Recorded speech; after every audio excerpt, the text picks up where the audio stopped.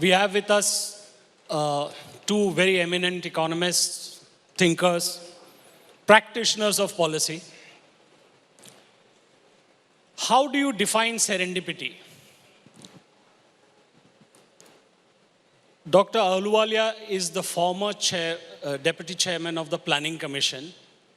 Dr. Rajiv Kumar is the vice chairman of the current avatar of the Planning Commission. An interesting anecdote here.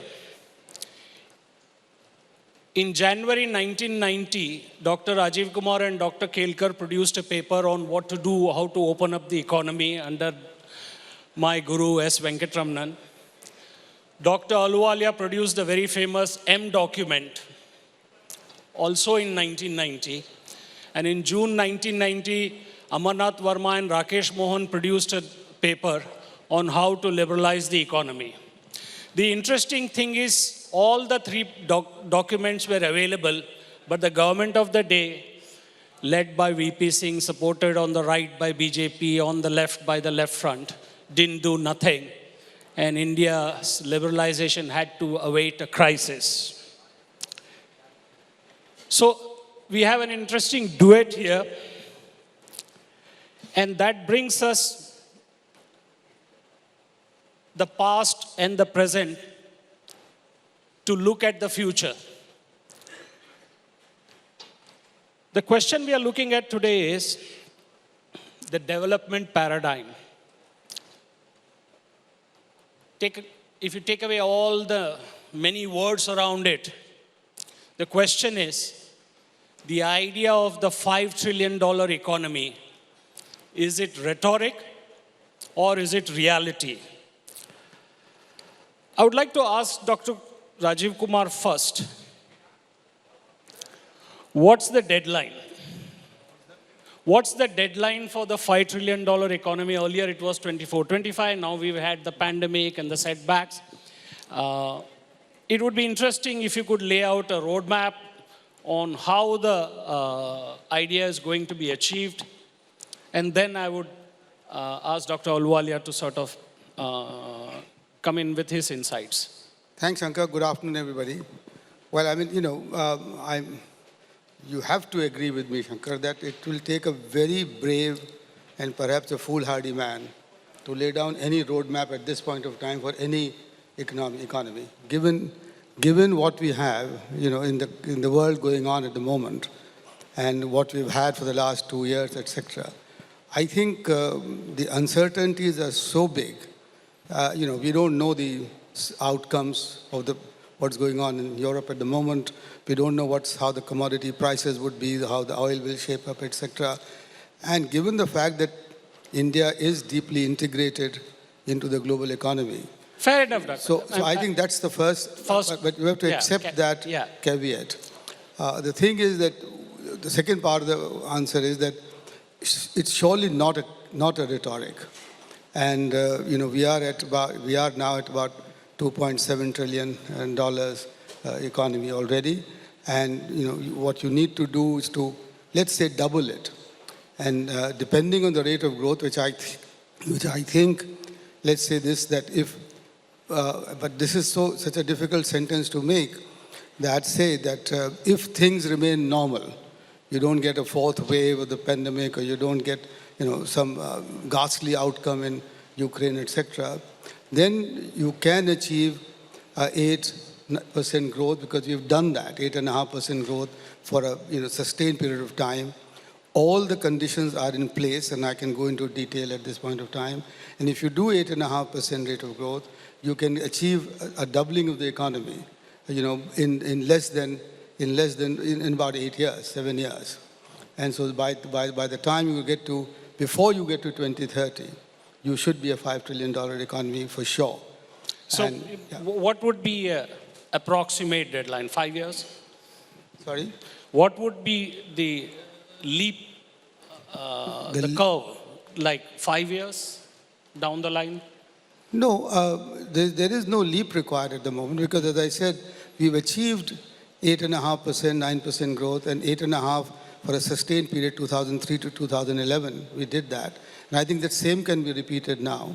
provided international conditions, global conditions remain same. And as I said, and this is something that we need to emphasize, that the foundations for such a growth, in all respects, the difficult reforms, the attempt to cede more space to the private sector, the government's commitment that private investor will be the driving force for this economy, and all the things that they've done in these last 2 years and then in the previous 5 years, all those reforms have laid the foundation, in my view, of you know that in the 22-23 we will get 8.5% rate of growth. Everybody agrees to that, and I think that can be sustained. But let me just say one thing here, and very briefly, which is that we must recognize the fact that India is perhaps the only country which will have to achieve this rate of growth while taking care fully of the environment. It cannot be treated as a trade-off. We don't have the option of having this growth and then retrofitting later. And that makes the task more difficult, because that makes the task that your energy intensity, your share of renewable energies, all of that has to go up. So what we need to do is to think very differently from what we've done in the past. And just one other example, just for example, that we achieved all the success in agriculture that we have done. But now we know that that whole paradigm of the green revolution, biochemical agriculture, has now seen its, as it were, its end.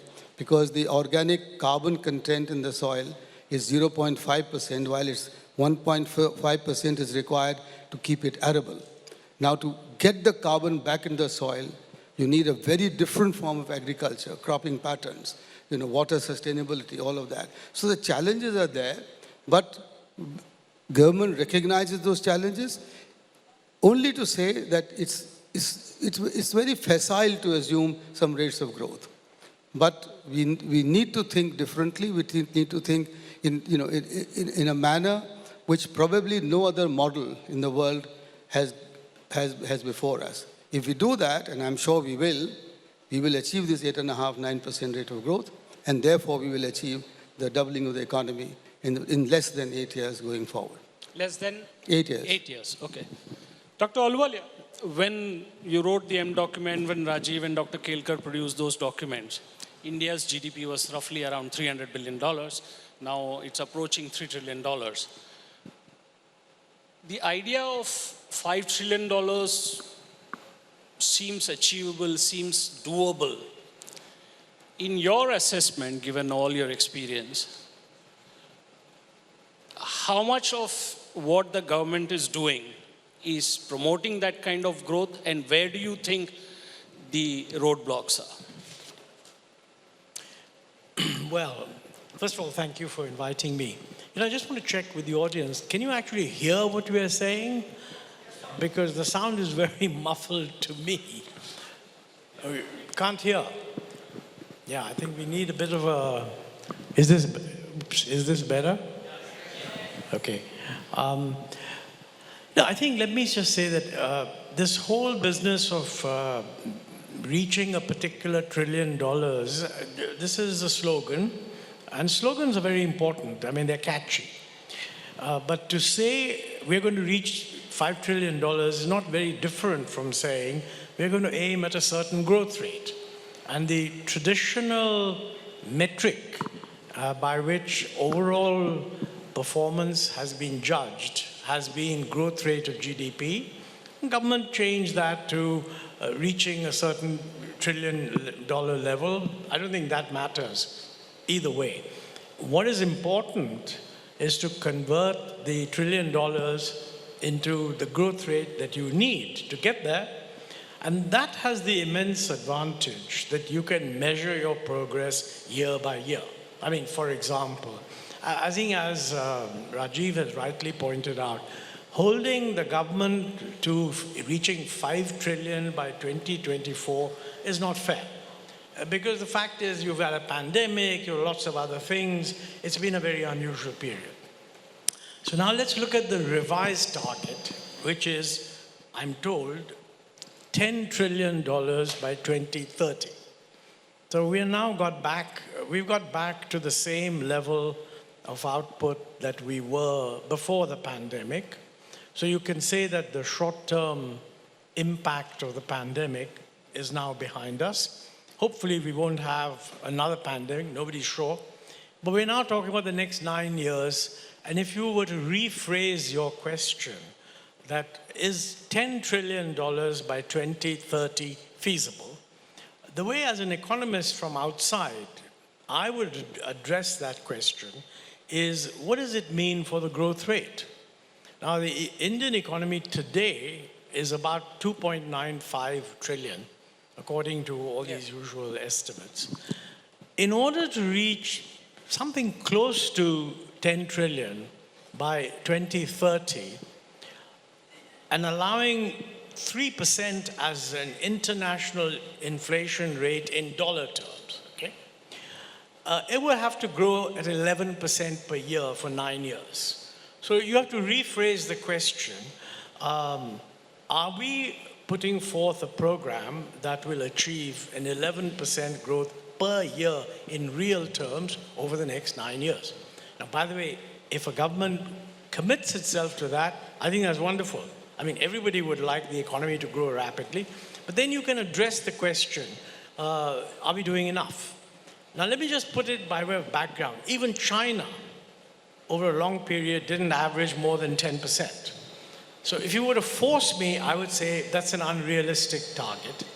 And, you know, one view is a target that's 2030 is, you know, far enough away that you might as well savor the joy of $10 trillion and not get too bugged by what does it mean in terms of growth rates.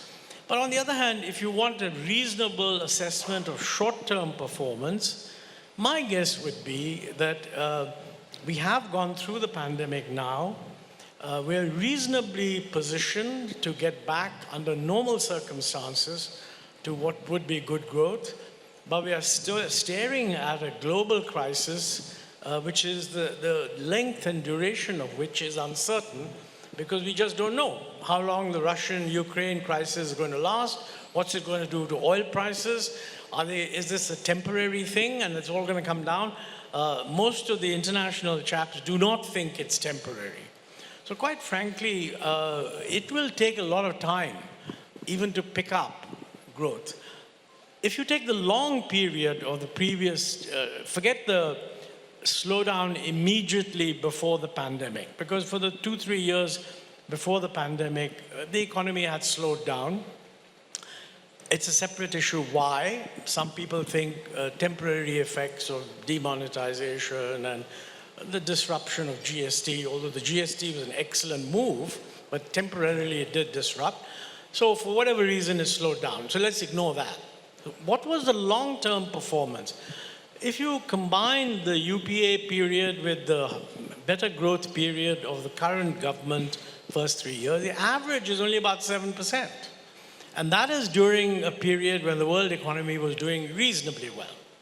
So quite frankly, I think if somebody said to me, look, we should be aiming at, let's say 8%, I would say you've got to have a little, I mean, Dr. Manmohan Singh used to say that a man's reach must exceed his grasp. So you need to have a little bit more ambitious targets, 8%, and if you get to 7, you declare victory. That's the range, I think, and that would require terrific policies. Now, if you want to know what are those policies, I would only say that those policies have changed quite a bit. I mean, you mentioned Rajiv wrote a paper in 1990, and Rakesh Mohan also, and I also. I mean, economists are always writing papers. It's an occupational hazard. But the important thing is, 1991 was a set of no-brainer decisions. Remember, we were totally out of the curve. We were following policies that virtually nobody else was. We were late in changing them. I'm glad we did, and we did well. But you know, today, it's a whole different world. In those days, there was a great consensus that the world is integrating globally. Right now, it's doing anything but. It's breaking up into different kind of regional groupings. Yeah. So what should be our policy is an open question which we need to address. I mean, there are some obvious things we have to do, which is just a continuation of what we started. But I think there are deeper, more complicated things which hopefully in the world of policy discussion will be picked up. Okay, fair enough. The caveat being the uncertainty and our long-range growth rate, the potential for... Not just uncertainty, the world has changed. Yeah. I mean, you've got climate change staring at you, which you didn't have in 1991. So before the pandemic, there were three disruptions, which is basically demographic disruption, then the technology and the climate change.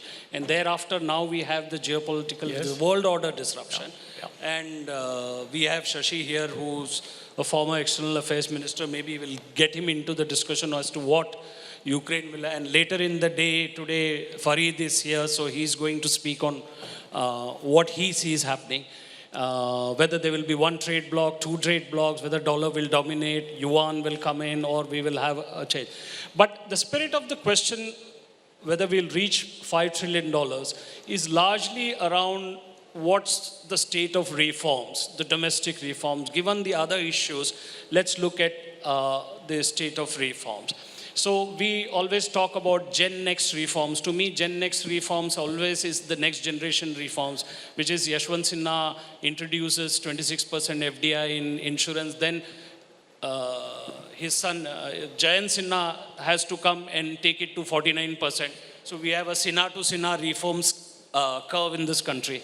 But the bigger question is that we know that we all typically Indians look at reforms as one deity, which is the center, and one prayer, which is the budget.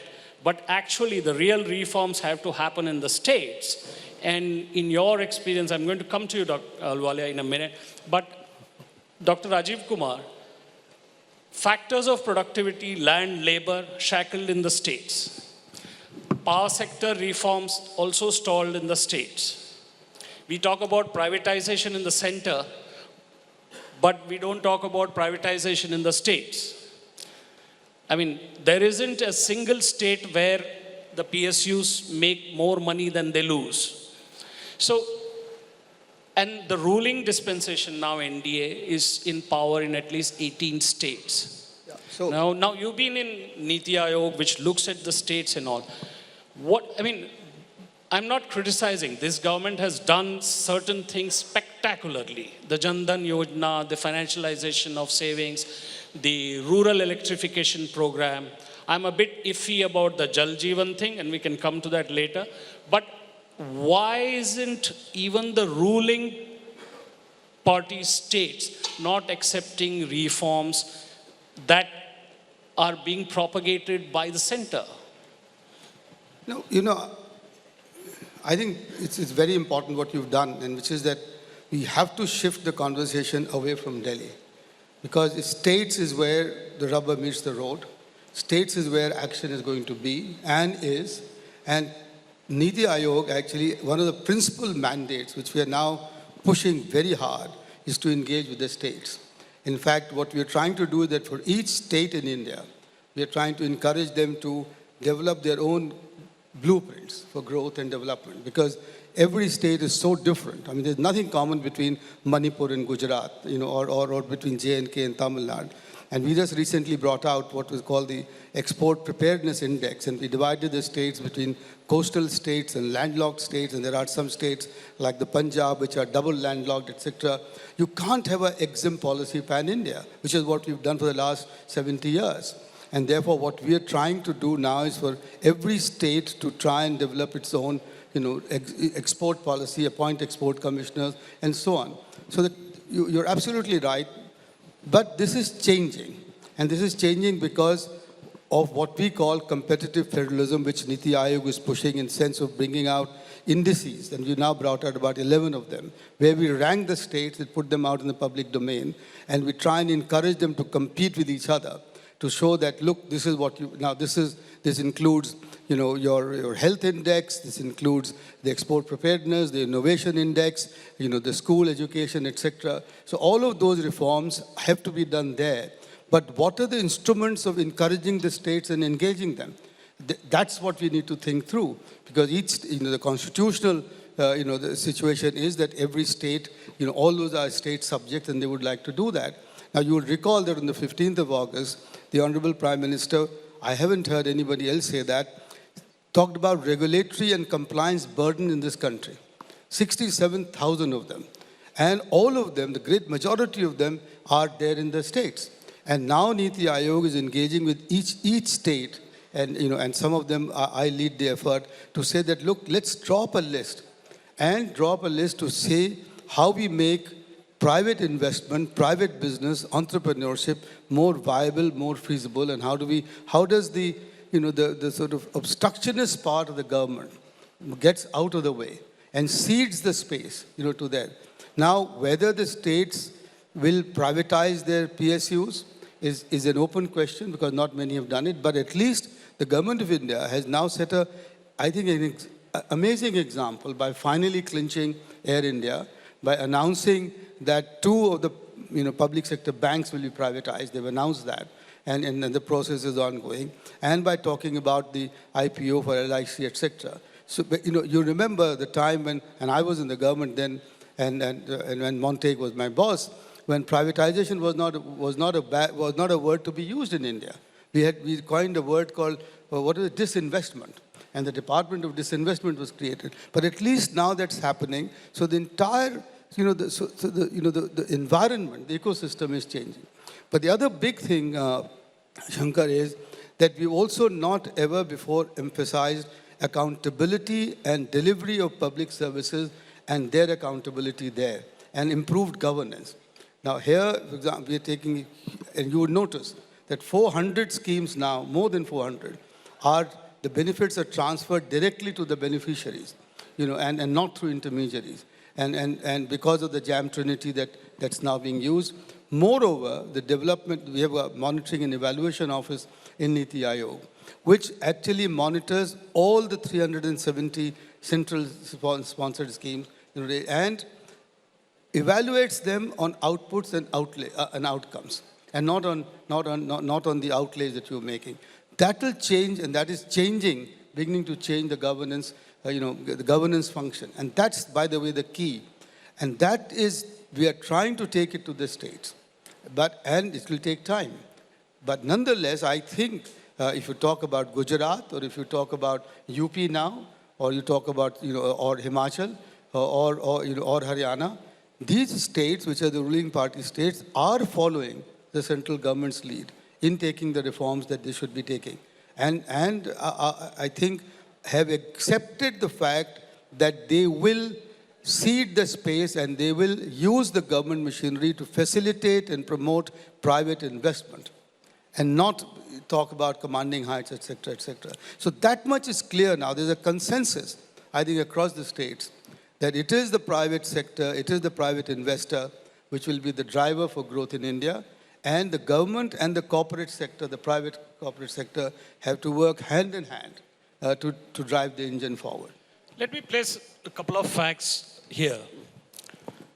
It is true that what is measured can be improved, and the way to improvement is to measure things. Now, we know about the compliance burden, the number of laws, 65,000 compliances. I don't know how many people in the audience know that there are 25,000 clauses in various laws in the country, from Factories Act. Now, one of them, incidentally, is if you don't have a spittoon in your factory, you could be penalized, jailed. Imagine having a spittoon in a pharma company and the USFAD sort of clearing you. So we are still living with those kind of laws. But more importantly, Rajiv, look at the power sector.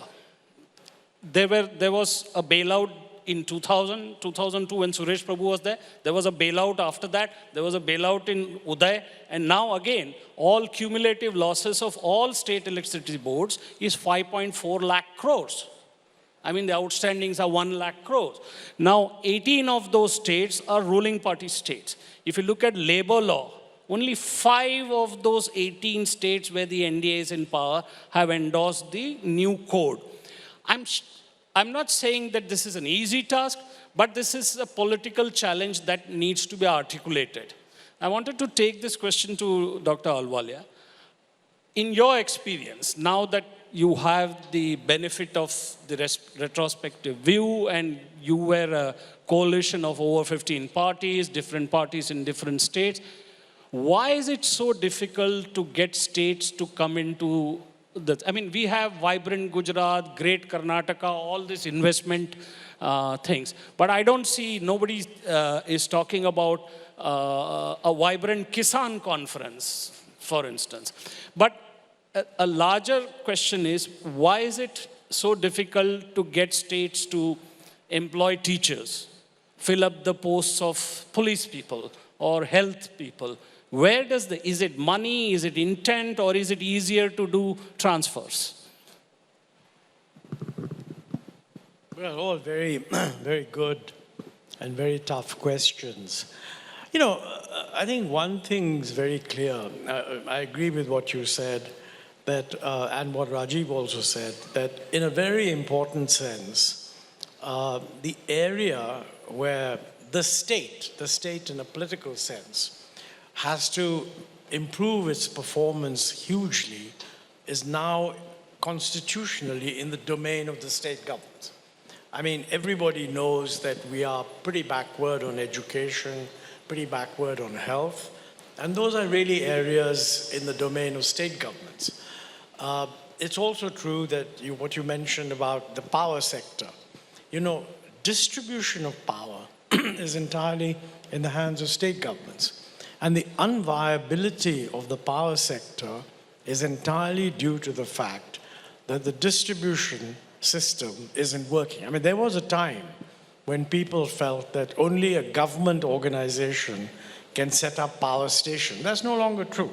I mean, for many, many years now, we've demonstrated that private guys will set up power stations, but private guys do not sell directly to consumers. They sell to a distribution company, which in almost all states is state-owned, with a few exceptions. Now, if you ask me, why is it that state governments of very different political persuasions have not moved to, in effect, privatize the distribution of power, if not for the whole state, at least for selected centers? I honestly don't have an answer. And I can only imagine that there isn't the political pressure on the part of people saying, look, this is your area. There is no excuse for non-performance. And I think this is the same thing holds for health and education. I mean, ultimately, look, an elected government responds to what its electors feel are the things it should deliver on, by and large. I can only assume that in our system, that is somehow not a pressure that state governments feel. Otherwise, they would be spending much more energy in getting these things done. You talked about not filling posts. Frankly, that is the consequence of their financial status. I mean, most of them are not in a position to actually spend the money needed to fill posts on a regular basis. The point being that if you do that, then you just have to pay. It's much easier to hire contract teachers, underpay them, not fill posts, mainly because the financial situation of far too many states is very, very poor. And I don't have a simple solution. I mean, I'm glad that the debate is shifting so that people are now asking state governments, what are you going to do? I'm sure the state governments are going to the center and saying, bail us out. Maybe in a few cases it might happen, but that's just not a viable thing over a longer period. And let's just hope that the political process sends the right signals to state governments of different political complexions. I mean, this is a general problem. It's not with any one state. Shankar, just to add here on the power sector, you know, it's and all of us know that it's such a hugely politically vexed issue, and large part of it is actually because of the use of free power in agriculture. So really the thing goes down to changing the paradigm in agriculture, right? 90% of our water is used in agriculture, and all of that is, drawn out to the ground. So therefore, what you need to do is to go beyond just talking power and its losses, but to say that, look, how do we change this entire thing. And now what we are trying to do, therefore, is that for renewable power, for example, now what we have said is that interstate transmission charges will not be levied. The open access system that was done in 2003 will be enforced for renewable power. And the answer would be technology. And that's what this government is committing itself to. The answer is that if you can get hydrogen, green hydrogen, which is solar plus hydrogen, etc., and the technology brings its cost down to, as the Reliance has promised, $1 per kilogram in 1 decade, then this whole vexed question of power, which is, that we're talking about, can be tackled. But you have to look beyond the old formulas. You have to look beyond saying that, look, everybody has to start charging. It won't happen, right? Instead, the trend is reversed. So let's use technology, and let's look at and let's try and promote that in a bigger way. And that's not been done in India very often, which is what I think Niti Aayog is trying to do and this government is trying to do, to depend on innovation and technology. I'm a prisoner of the clock there, so I'm going to raise two important questions. One is the centrality of growth, the $5 trillion or $10 trillion target. The centrality of the question rests on the fact that 42% of the labor depends on 16% of the national income, which is agriculture. And we've had different attempts to change the farm laws. The recent Supreme Court report, committee's report has come. It has said that 60 or 70% of the farmer organizations agreed with it. In the last 5 to 7 years, if you look at the track record of various parties' manifestos, they agreed to agricultural reforms in some form or the other, in some depth or the other, and almost all of them wanted to open up access to markets. What is it that can be done? Because this government took the step. You can argue how it was done, whether there was enough discussion or not. All those things can be taken up. But now that you have done a U-turn on this, Rajiv, this government has done a reversal of those 3 farm laws. Can these farm laws be taken up by the state governments now? Maybe the states where the BJP is in power can take up those laws. How do you fix agriculture? If you see every state, almost every state has a quota war going on. The Jats, the Gujars, the Marathas, the Patels. These are landowning communities who want reservations, which is primary indicator that agriculture doesn't pay, is less viable than ever before. So what can be done for agriculture? It's a very important and a very complex question, actually, about, and you said 50%, depending on 16, 18%, and so on. And I think the way we are looking at it is, one, to start talking to the state governments to encourage them to change the cropping pattern that they've got into because of the pricing structure, etc., and which is very, very biased towards water-intensive crops and crops which we don't need any longer. The statistics is that our rate of growth of production of cereals and grains is higher when our population is actually now stabilizing, as the latest NFHS 5 report says.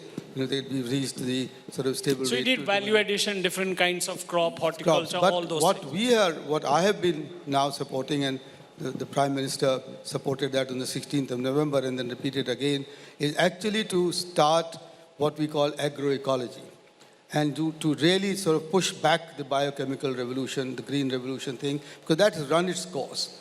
And the marginal product of fertilizer is now going down very sharp. The response rate is now much lower, and therefore what happens is that you keep dumping more chemical fertilizer, use much more water with free power, and the farmer doesn't get the return because the costs just keep going up and the returns are not enough. So what we are now proposing for is actually to what we call chemical-free agriculture.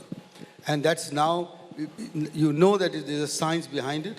The German Bundestag actually just declared, has taken a situation that they will give their aid now only to those who are practicing agroecology. an agroecology which means that you use much less chemicals and very much more optimum use of water. You can do the Israeli techniques, of optical sensors, drip irrigation, nutrigation, etc. Plus, you could also start moving towards what is called natural farming. So agriculture needs a whole paradigm shift here. And unless we do that, we will not be able to get the farmers in a position where their net incomes will increase because the costs will go down and the prices. And one other thing, which is that our agriculture so far is not, 10% of our agricultural output is processed. It's a shame. Nearly 20% of it is wasted. 92,000 crores is the wastage It's the waste. Now, all that has to change, but that requires the attention of the central government and the states, but very different blueprints for different states. And that's what we need to do. But agriculture requires the most focused policy attention for a sustained period, because easy answers are not going to come by. Dr. Ahluwalia, during your time when you were in the PMO, in the VP Singh government, and later during the UPA period, there's been attempts to bring in drip irrigation, incentivized drip irrigation. There have been attempts to think of a new crop map for India. In your estimation, what went wrong with the way in which the farm laws were reformed? I remember during Atal Bihari Vajpayee's time, the narrative had shifted. During Dr. Manmohan Singh's time, it was consensus on reforms. And during Vajpayee's time, he had introduced a new element in it, which is reforms by consent. So what went wrong in this? I mean, what could be done? Look, I think that's going back a very long way. And I'm not sure that's very productive, because the honest truth is, if you look at the reforms that were started in 91, a humongous amount of things got done. Yes, some things didn't get done, but the important thing is, what should we do now? And I don't think it matters what we did right, wrong then. The central point, which I think you started with, is that, look, any reform in agriculture is in the constitutional realm of the states. So if you had a state chief minister saying, I have now consulted the best people in my state, in the country, and what have you, and I want to do this, the Constitution allows him to do it. I think the problem with the farm laws, I mean, by the way, I was in favor earlier in these broad directions of we must modernize marketing, allow the private sector, and all of this is something I agreed with. The problem was that our assessment was that constitutionally, this has to be done by the state, so we would be lecturing the states, and they wouldn't be doing anything about it. The present government came to the conclusion that constitutionally the center can legislate. So they did that. Maybe there wasn't enough consultation, so it became a political confrontation. But if any state wants, and all states don't have to do the same thing, if any state wants that this is my agricultural solution, and it doesn't include getting more money from the government of India, there's absolutely nothing stopping them. See, the other side is that if you want to go into, Rajiv rightly said you want to move away from chemical inputs. So if you're going to move away from chemical inputs, the first thing to do is stop subsidizing them. It's going to be very difficult to build a productive agriculture using non-chemical inputs, which you don't subsidize, while continuing to subsidize fertilizer as much as we are doing. So actually the thing the center has to do is, if it's able to, and by the way, previous governments were aware of this and were not able to do it, would be to rethink the fertilizer subsidy. It's highly distortional, it damages the soil, but nobody is willing to get up and say, so look, the big mistake is to think we must get rid of the fertilizer subsidy because we can't afford it. The correct thing is we should say, look, we're spending X thousand crores on the fertilizer subsidy. We want to give the same amount to farmers, but not via the chemical fertilizer subsidy, via something else. So it's not seen as an anti-farmer, pro-fiscal thing. Hasn't been done so far. And that's a real problem. That's politics. I mean, you know, it's I just wanted to take, do I have 5 minutes? Yeah, okay. So I just wanted to take a crystal ball view from both of you. In all that's happening around the Ukraine, the yuanization of the oil trade, the surprise visit of the Chinese foreign minister into India, there is a perception that there will be 3 distinct blocks of trade now, the dollar bloc, the yuan bloc, and the rest of us who are the neutral bloc, who will... Is this an opportunity for India in terms of, obviously people, there is going to be a move away from, I mean, we already have this semantics called China plus one policy, you know, resilience, regionalization, deglobalization. Is this an opportunity for India to sort of build its case, build an economy, I mean, take whatever is moving away from China, moving away from what the West considers the authoritarian bloc? Is there an opportunity for India? First, Rajiv, I would ask you, and then I'm coming to that. Shankar,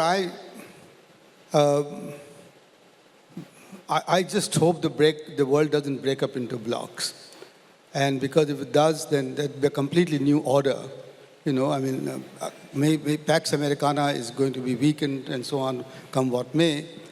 But my thing here is that, yes, there is an opportunity for India to now push even harder for a rule-based multilateral order system in the world. True.